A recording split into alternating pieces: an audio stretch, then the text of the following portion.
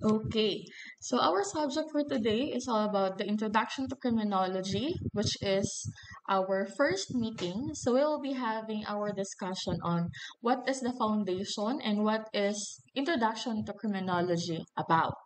So for that, we will have first to discuss what is the so-called course outcomes. Okay, ano ba yung expected natin? Ano ba yung direksyon ng subject natin? Ano ba yung pag-aaralan natin sa subject natin? That is why we have to discuss what are the outcomes. Okay, so the number one outcome is be familiar with the importance, purpose, nature, concept, and scope of criminology as a field of interest. So dito makikita natin, ito pala yung direction niya. This is the purpose why we're studying criminology. Ito pala yung reason bakit may portion sa pag-aaral ng criminology na kinoconsider natin na somehow boring because it talks about history, personalities, the foundation.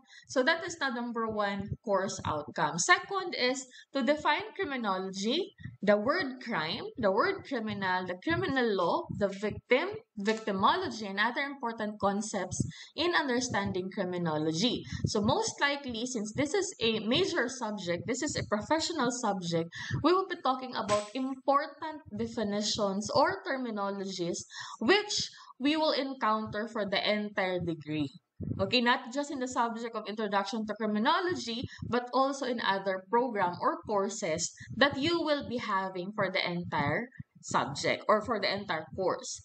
Number 3, trace the development of criminology by discussing the theories of crime causation. So basically, pag-uusapan din natin ano yung mga theory that we can somehow conclude, we can somehow appreciate na, okay, this is the reason why these people is acting this way. Ito pala yung theory na nagsasabi na, okay, if you will do this, ito yung tawag sa'yo. Okay, yung tao na gumagawa ng ganitong behavior, showing this type of behavior, this is the theory. So we will be dealing with a lot of theories for the entire program. Next will be recognize the contribution of the pioneers of criminology regarding the explanation of crime causation. So ito na yung mga personalities. Sino si Juan, sino si Pedro. So we will be talking about what are their contributions in the field of criminology. Explain the criminal formula or the birth of crime. Okay, yung madalas nating narinig, diba, that if your mother or father is a criminal, most likely or malaking percentage that the daughter or the child is magiging criminal din. So why are we talking thoughts or concepts like that? Bakit ba ito nauungkat? Ano ba ang relasyon na to? So we will be studying that also. Next is the second portion, be acquainted on criminalistics or forensic sciences as a useful tool in criminal investigation. So since introduction to criminology ang course natin or ang subject natin, ano ba yung narinig natin na fingerprint? Ano ba yung narinig natin na photography, ballistics, lie detection subjects? So that is part of the criminalistics or forensic science program. So yung mga yon, pag-uusapan natin yan as part of introduction, but you will be having a separate program pagdating ninyo ng second year, third year, and fourth year, which talks about a subject focuses on one criminalistic. So, for example, pagdating ng second year, first sem, meron kayong subject na personal identification or yung mas kilala sa tawag na dactyloscopy or fingerprint. Sa second sem naman, you will be having your subject na police photography or forensic photography. So, yun yung mga criminalistics or forensic sciences subjects. Next is gain basic understanding of criminal law. So, criminal law talks about the revised penal code, diba? Na dapat, if you are studying criminology, you should be aware of what are the provisions, the articles within our criminal law. But for this one, basic lang kasi ang subject natin is criminology. We will touch all subjects. Pero, just a sort of introduction, not all the details. Kasi meron itong separate pa na subject pagdating ninyo ng third year, fourth year, na solely talagang yun lang yung pag-uusapan. For example, pagdating ng third year, first sem and second sem, you will be having a subject both Criminal Law Book 1 and Book 2. So, yun yung separate, yun yung pinaka-malalim. But for this subject, we will just be having a basic. Next is identify the means of treating criminal offenders through efficient and effective correctional administration. So, bakit po efficient and effective? Bakit siya magkadugtong? Because this is the main tool that we can say and we can conclude that the programs, the rehabilitation programs or reformation programs of the correctional institution are effective for the PDLs. Okay, so meron din separate na subject yan, yung tinatawag nating institutional correction and the non-institutional correction. Next is acquire knowledge on the essentials of law enforcement administration. Essentials. Bakit ba essential yung mga law enforcement? Bakit ba may mga nag-aaral ng criminology para maging law enforcement in the future? Next is accomplish specific objectives, learning outcomes of the course. So, ano ba yung objective mo? Ano yung magiging outcome mo at the end of the semester?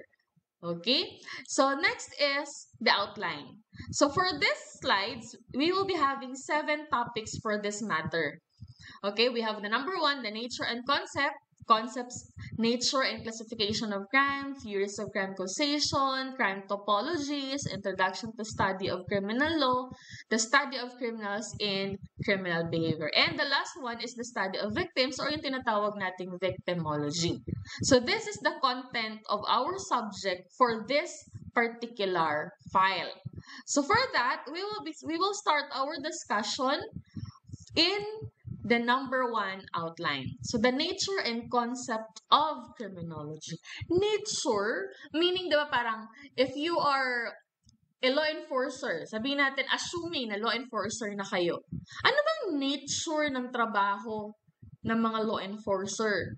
So, some of you will answer, okay, they protect, they serve, they maintain peace and order, diba? They investigate crime. So, basically, pag sinabi nating nature ng mga law enforcer or ng police, they are public servant. Okay? They are there, they exist because they serve the public. So, for that, bago tayo lumalim, kailangan muna nating pag-usapan ang definition. Ano ba meaning ng criminology? Diba? What is really the definition of the word criminology? Bakit ba may criminology? Bakit ba pag sinabi nating criminology, pag tinanong kayo, anong course mo? Criminology. Okay. Pag sinabi naman natin, anong course mo? IT. Okay, they're dealing with computers, technologies, programs, etc. But for the criminology, it is very important that we should know what is the definition. Kasi, ito yung course mo, ito yung degree mo, ito yung ipaglalaban mo at the end of the day. Ito yung program na gusto mong ipasa and afterwards you want to pass the board exam. So for that, kailangan nating malaman yung definition. So number 1 is criminology is from the Latin, okay? And from the Greek word. So criminology was divided into 2, galing sa Latin word and sa Greek word, which talks about crimen. In English, it is translated as accusation. For the loheia, okay, Greek, we have the loheia, so ibig sabihin science. So we are dealing with science in terms of, bakit ba may mga accusation? Bakit ba may mga crime? Okay, so from the Latin and from the Greek word, which talks about crimen and science. Now, pag sinabi natin criminology, it is the social science approach to the study of crime. Okay, so bakit ba may mga philosophers, bakit ba may mga tinatawag tayong persons that are experts in this field?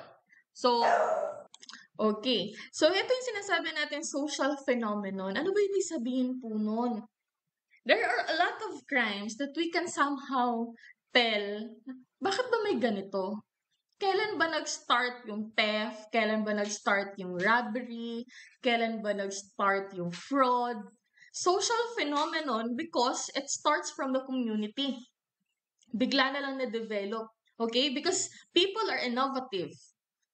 Nagkakaroon tayo ng mga iniisip na akala natin imposible, pero nagmamaterialize.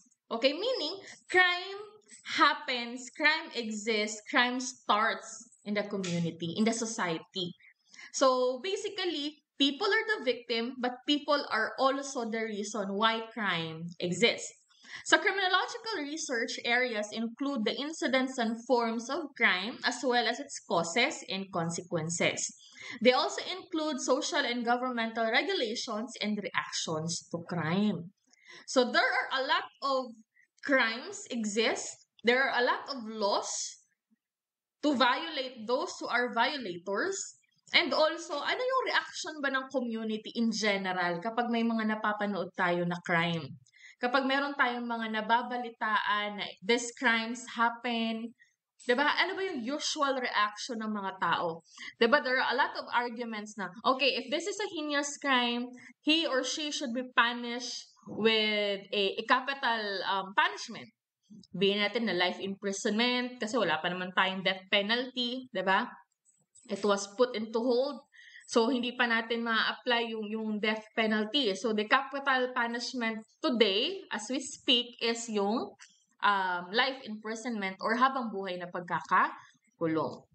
Next will be definition, another definition, bukod doon sa Latin and Greek word.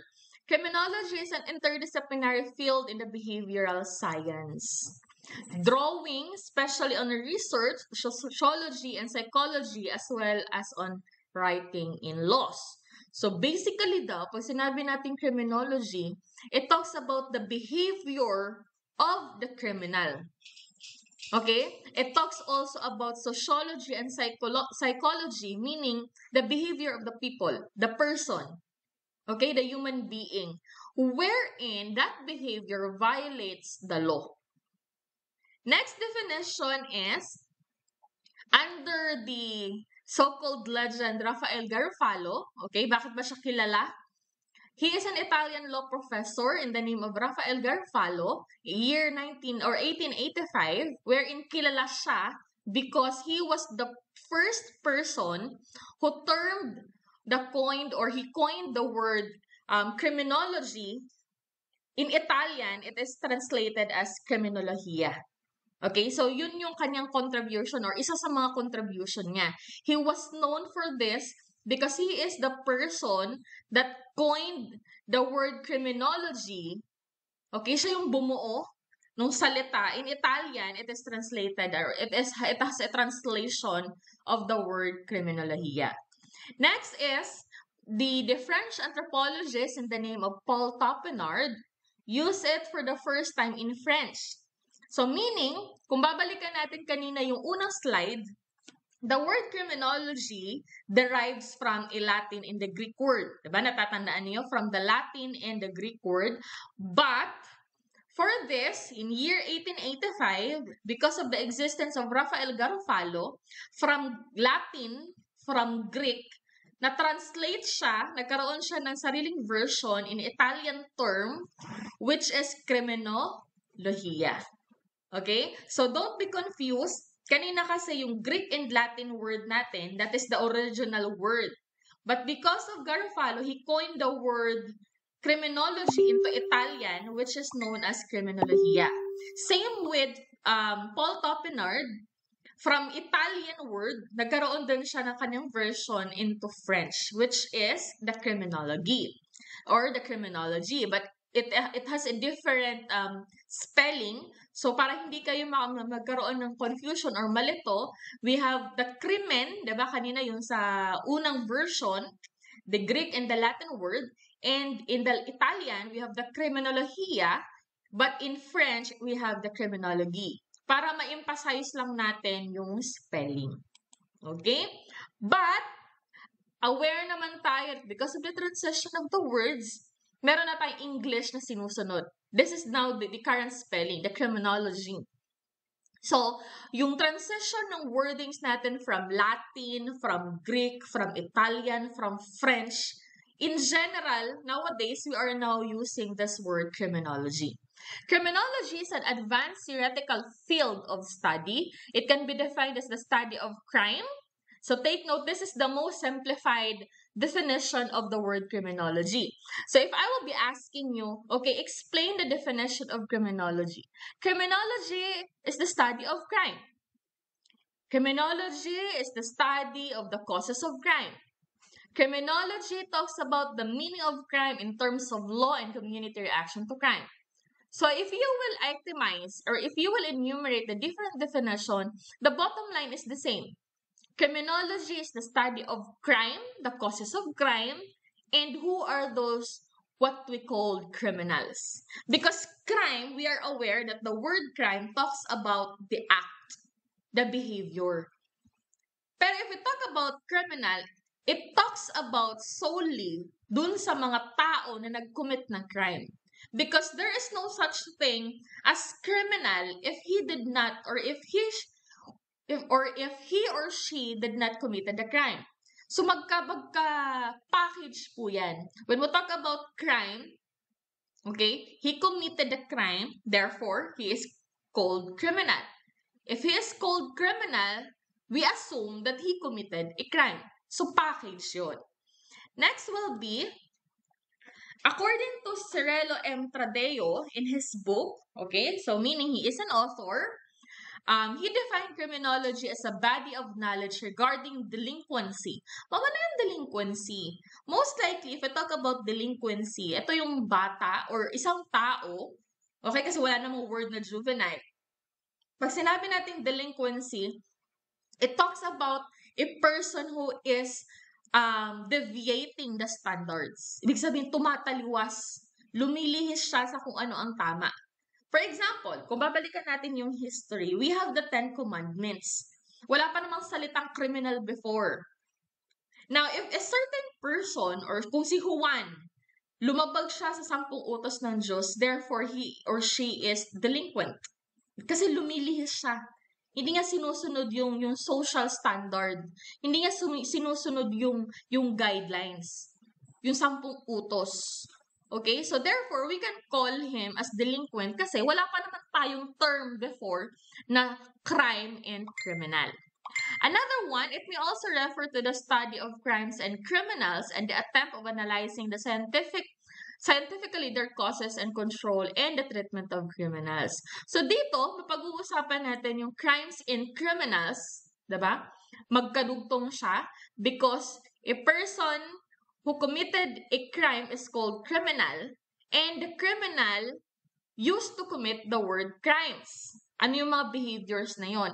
And also, we have to consider, ano yung mga treatment or programs na ginagawa? Diba? Bakit ba may kulungan? Bakit ba may tinatawag na punishment? Bakit may tinatawag na rehabilitation? What is the purpose of that? Ano lang yan? Props lang ba yan? Or there is really a reason behind na kailangan matuto sila, kailangan malaman nila na may ginawa silang mali and therefore we have to rehabilitate them. We have to treat them. Treat in a sense na kailangan nilang gumaling. Because there is certain theory, pag-uusapan naman natin yan afterwards, yung ang tao daw kasi na nag-commit ng crime is considered as may sakit. Okay? Sort of thing, na ganon. Kasi daw, ang normal na tao, hindi magva-violate ng crime. Hindi ko commit ng crime. But if there is a person who committed a crime or nag-violate, ang tawag sa kanya is sick. He is sick, therefore, he needs to be treated. Kailangan niyang gumaling. Kailangan niyang gamutin. Kasi nga, nakapag-violate siya.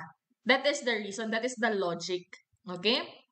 Next is, according to Bartol, which defines criminology also as a multidisciplinary study. Bakit multidisciplinary?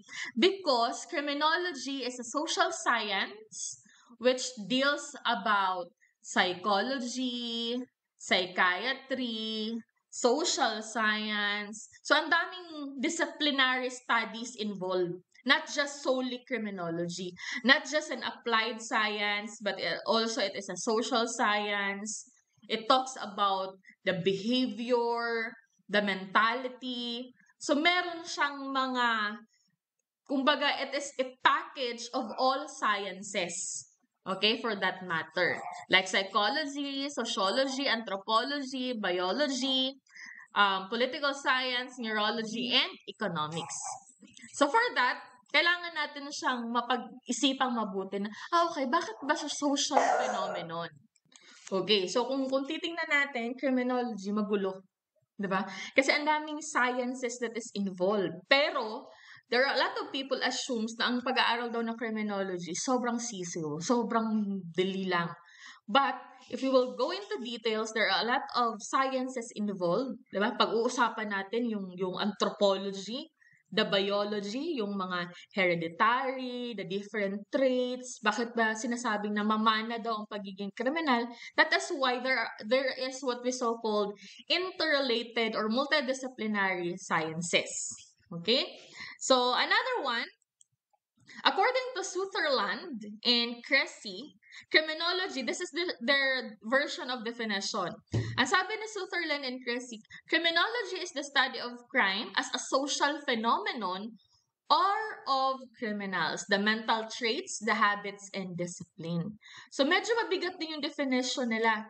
According to Sutherland and Cressy, social phenomenon, okay, naulit na to kanina, that are what we so-called criminals because of their mental traits, yung capacity ng kanilang utak. Meaning daw, kung isa-summarize natin or kung isi-simplify natin, criminals committed a crime because they are sick in terms of their mental capacity. Ibig sabihin, hindi sila stable. Wala sila sa matinong pag-iisip. They cannot assess what is yung tinatawag nating tama at kung ano yung mali. Next is according to Eliot and Merrill. Okay, ito naman yung definition nila. Study of crimes and its treatment. So, very simplified. Diba? According to Eliot and Merrill, study of criminology or the study of criminology deals with crimes and the treatment. Meaning, kapag ang tao nakapag-commit ng crime, ang kailangan natin i-consider what will be the treatment.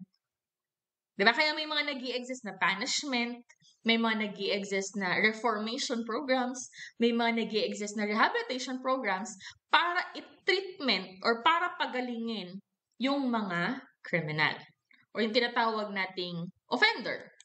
Next is, according to Taft, however, develop a more simplified definition of criminology by stating that criminology is the study of all subject matters necessary in understanding and preventing crime, the punishment and treatment of criminals. So, very simplified naman yung kanyang definition.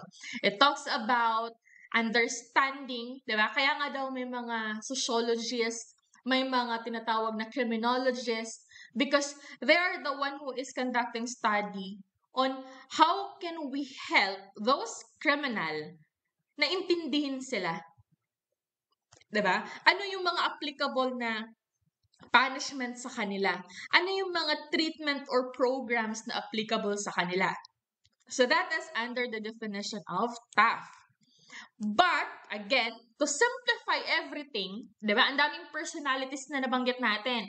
We have Sutherland, si Eliot, si Merrill, si Cressy, si Topinard, si Garofalo, si Tadle.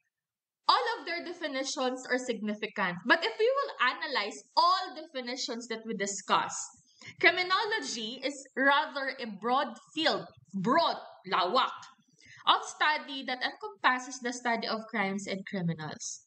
So kung ako ang tatanungin, kasi hindi naman natin memorize lahat ng definitions na yon. And if you will check also in Google, in Merriam, in different books, different references, pag sinabi natin criminology, ang daming definitions na mag-i-exist. But if you're going to internalize everything, if you will summarize everything, criminology, bako ako tatanungin, I would somehow define the word criminology as criminology is the scientific study of crimes and criminals. Kasi it talks about everything. Bakit crime lang, ma'am? Yes, kasi hindi naman natin masasabi that action is a crime if walang kinalaman sa batas. And we cannot also conclude the word or we cannot use the word criminal if there is no act that is violated. So meaning, package siya. Kasi there is a crime if there is a law. There is a criminal if there is a crime. So most likely, ang pinag-uusapan natin dito is the behavior of the criminal, the action of the criminal, the law that he violated, and what makes him committed a crime. Ano yung nagtulak sa kanya? So, parang in general, we have to simplify things. Huwag nating pahirapan yung mga sarili natin. Huwag nating gawing komplikadong mga bagay-bagay. Criminology is the study of crimes and criminals. Kasi it encompasses everything. Kaya siya broad, kaya siya malawak, kaya siya may mga different field of sciences involved. Kasi we talk about behavior, we talk about psychology, the origin, the biology, but it focus everything to the person who committed the crime. So that is a very simplified manner of definition ng criminology. Next is what we call scope. Scope of criminology was divided into 3. Scope number 1, the lawmaking. Again, pinag-uusapan natin kanina yung batas. Lawmaking. How are they going to do that? Paano nila ginagawa yan? Are we criminology doing laws? Yes. Kasi may mga criminologists, may mga practitioners na nagagawa niyan. Although hindi sa level natin kasi nag-aaral pa lang tayo. But they are making laws. Therefore, for that, yung ginagawa nilang batas na yan, that is the standard. Lahat ng tao dapat sumunod dyan. Paano pag hindi sumunod, ma'am? That is the time we will proceed to the number 2, the law breaking. Ngayon, ma'am, pag nag-law breaking na, anong nakasunod? And therefore, you are considered a violator. Now, if you violate the law, if you break the law, what's the next? Ito na yung reaction ng society, tayo in general. Why did we violate? Why did we break the law? Diba may mga tao na, ay, kawawa naman siya. Ay, hindi, bagay yan sa kanya. Hindi, tama lang yan sa kanya. That is the usual reaction of the community in terms of the law breaking. And take note, lawmaking, diba, ang paggawa ng batas, that is design. It happens. It exists. Para tayo hindi tayo nagkakagulo. Okay, for example, meron tayong batas in terms of jaywalking. Meron tayong ordinance about jaywalking na dapat hindi tayo tumawid sa kung saan-saan lang. We should sumunod dapat tayo sa kung saan yung designated or saan yung appropriate na tawiran. Kasi pag tayo, pasaway tayo kung saan-saan tayo tumatawid, there are a lot of instances or mataas ang percentage na madidisgrasya tayo because of our doing. Diba? Yung mga ginagawa natin. That is why pedestrian lanes, yung mga footbridges, they're designed for our safety. Ngayon, may mga ordinance. There are a lot of ordinances has been made. Lawmaking. Ikaw, ayaw mo sumunod, you break the law. Now, what is the reaction of the community kapag sinanction ka? Binigyan ka ng ticket, or di kaya nag-warning, or di kaya hinuli ka. So, those are what we call social reactions to law breaking. Diba? Lalo na yung kasagsagan ng curfew. Diba? Ang daming tinikitan because they violated the curfew hours. So, that is the social reactions to law breaking. Bakit may mga tao na nakikiusap, may mga nagwawala, may mga different reactions. So, that is what we call social reactions to law breaking. Next is what we call the principal divisions of criminology. So again, sabi natin kanina, criminology is a broad field. Broad. Now, what are the different fields? Bakit siya tinawag na broad? Ba't tinawag siyang malawak? We have, number 1, criminal sociology, etiology, an attempt to provide scientific analysis of the causes of crimes. Etiology mean the origin. Bakit ba nag-e-exist yung crime? Ano ba yung dahilan? Bakit siya nag-commit ng crime?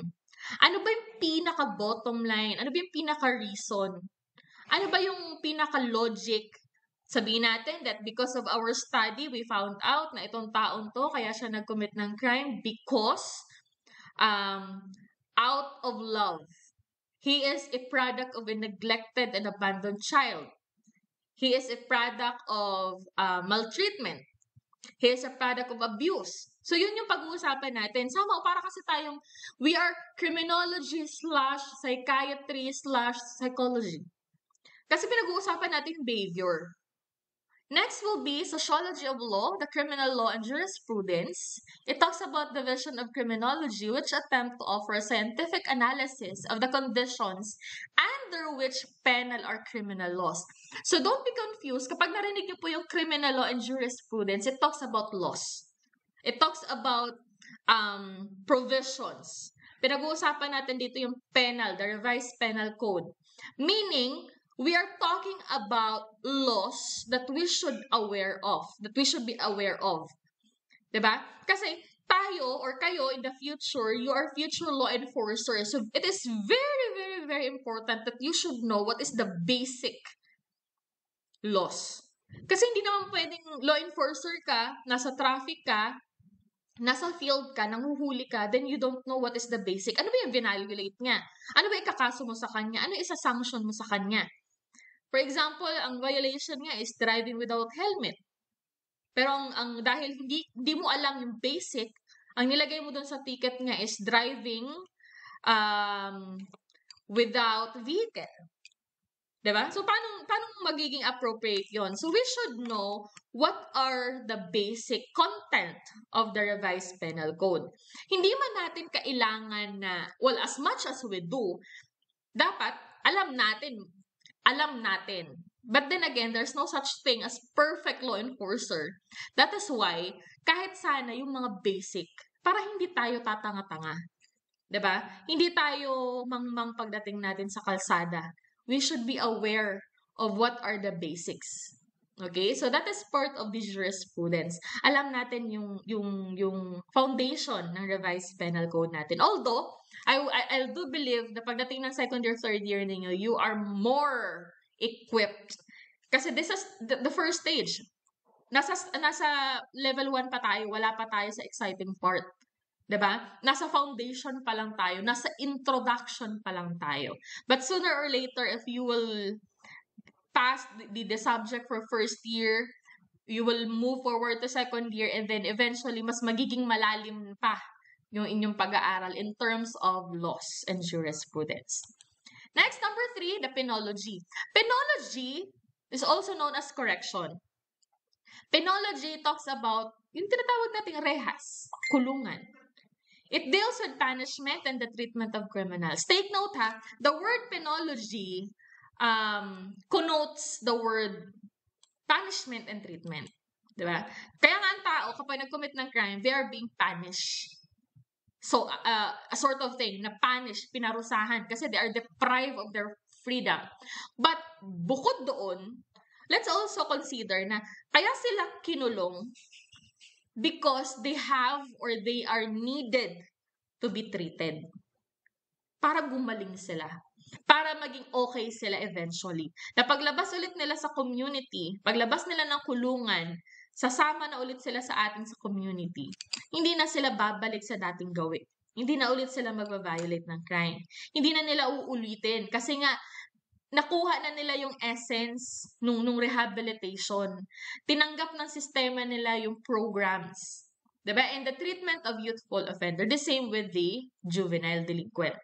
Number 4, criminalistics. It talks about forensic sciences. Kaya diba, pagdating sa PNP or sa NBI or different law enforcement sectors, may mga tinatawag tayong mga specialist. Sila yung mga criminalist na tinatawag natin.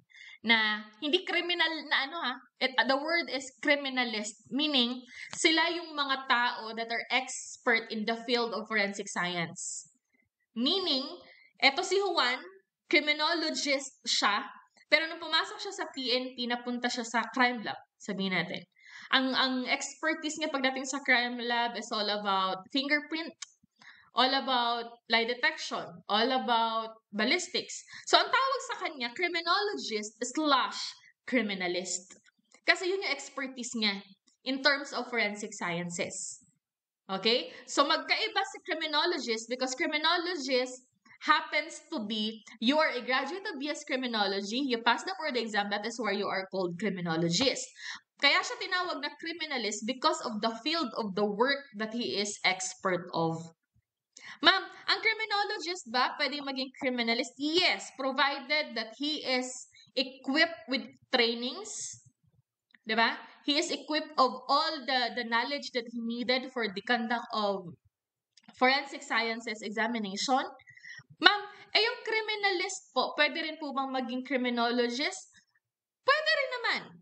Kasi ang requirement lang naman natin sa salitang criminologist is you must be a graduate of BS Criminology and you must pass the board exam. So, ganun lang kadali yun. Criminologist, dapat graduate ng BS Criminology, pumasa ng board exam, you are called criminologist. Kapag criminalist, kahit anong kurso mo, but if you are in the field of forensic science, kahit pa hindi ka criminology, pwede sabihin natin you are a nurse, you are a registered teacher, pero dahil ang trabaho mo nasa forensic science, you can be called as criminalist. Okay, I hope that is clear enough. Criminologist can be a criminalist. Criminalist can be a criminologist provided that nagbangga yung kanilang requirement. Yung sinasabi nating what are the so-called requirement. Okay? Next is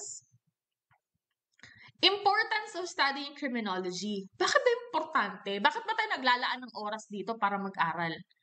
Importance of studying criminology. Studying crime is very important. In fact, interest in crime has always been high. However, understanding what of course and what to do about it has always been a problem. Yes, and that is true. Diba? Alam natin na importante, pero there are a lot of questions, confusions na, okay, ano bang problema? Bakit ba natin kailangang pag-aralan to? The offer of simple solutions for obliterating crime is not enough because of its complexities. Kasi komplikado nga naman. Nag-uusap tayo about psychology, nag-uusap tayo kay psychiatry, anthropology, and all. So, sobrang komplikado. But understanding crime as a complex phenomenon can be. Bakit nga ba? Number one, a source of philosophy of life. The knowledge derived from the studying crime is good foundation for an individual's philosophy on lifestyle. Number two, a background for a profession or for social service. Kasi again, criminology, if you are going to, diba, hopefully, if you will become a law enforcer, you are a public servant. You serve the people, diba? Hindi yung tao ang nagsiserve sa inyo, but you are the public servant. Kaya pag tumawag ng assistance ang tao, if he calls for assistance, for help, you respond. Kasi ngayon yung role nyo, a public servant. Because criminals are legitimate objects of interest. Yes, and that is true. They should be understood in order to know how to control them. Kailangan natin pag-aralan yung mga tinatawag nating behavior. How can we help them? Bakit ba may mga tao na yung instinct, diba? Not necessarily the instinct, but the senses. Okay? And how are they dealing with that? Bakit may mga law enforcers na nakakapag-apprehend ng mga criminals because of the so-called behavior? Diba? Kasi nai-interpret nila yung behavior ng tao. Na okay, diba yung parang sinasabi natin na bakit ba yung mga pulis laging tamang hinala? Na kapag may motor, kasabayan nila hataw, nagme-minor sila, or they are very vigilant, they are very conscious with the surroundings. Kasi nandun yung kanilang iniisip na, okay, criminals exist anywhere, anytime. Okay? Next is, because crime is costly problem. Yes! There are a lot of cost if I talk about crime. Diba? Kasi pagka may crime, okay, if there is a crime happen, merong cost of damage. Of course, there is life. There is damage to property. There are a lot of issues, or pwede sabihin natin emotional damages, financial damages. So there are a lot of issues to be settled because of tolerating crimes. Kaya kailangan i-maximize natin or hindi man natin ma-0% yung crime, we have to minimize or hanggat maaari avoid crime in happening. So for that, that will be the end of the first slide or first session natin. So we talks about the nature and the concept. So we will be having on the next portion of our topics, magmamark lang ako.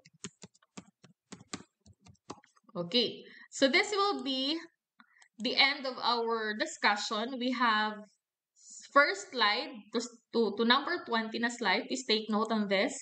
And next meeting, we will be having our recitation regarding this one.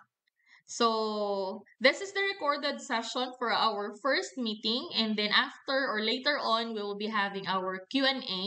If you have clarifications, inquiries, or if you want, or if you have something to raise on, then you may do it in our virtual discussion. Thank you.